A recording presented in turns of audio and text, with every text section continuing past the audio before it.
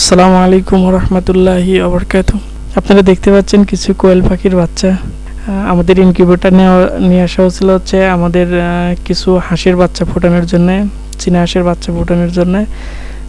তো হ্যাচারে গেছিলাম ডিম দিয়ে আসার জন্য, তো ওরা অল্প ডিম নেয় নেই। তো বাড়িতে এসে নেটে সার্চ দেওয়ার পরে দেখলাম যে হ্যাঁ অনেক ছোট হ্যাচার পাওয়া যায়।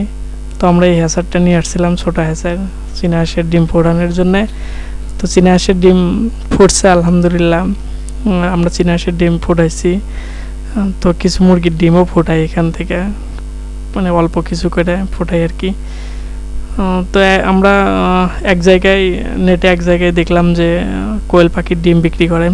তো ওদের সাথে যোগাযোগ করে ওদের বাসায় যায় আমরা কিছু কোয়েল পাখির ডিম নিয়ে আসছিলাম, যে আমাদের এখানে আসলে কোয়েল পাখির ডিম পাওয়া যায় না এবং কোয়েল পাখিও পাওয়া যায় না। তো ভাবলাম যে কিছু পাখি হলে হয়তো আমাদের মানে ডিমের চাহিদাটা পূরণ হবে।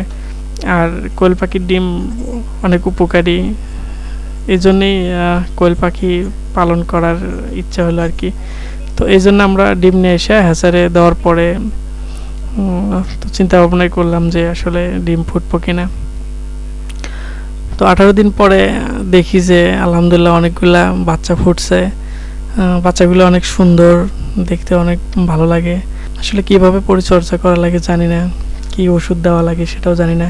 আপনারা কেউ জানলে অবশ্যই আমাদের জানাবেন ইনশাল্লাহ। আসলে অল্প থেকেই মানে শুরু করাটাই অনেক ভালো, এই জন্য আমরা সব কিছুই অল্প অল্প করে শুরু করার চেষ্টা করতেছি আসলে অভিজ্ঞতা অর্জন করার জন্যে।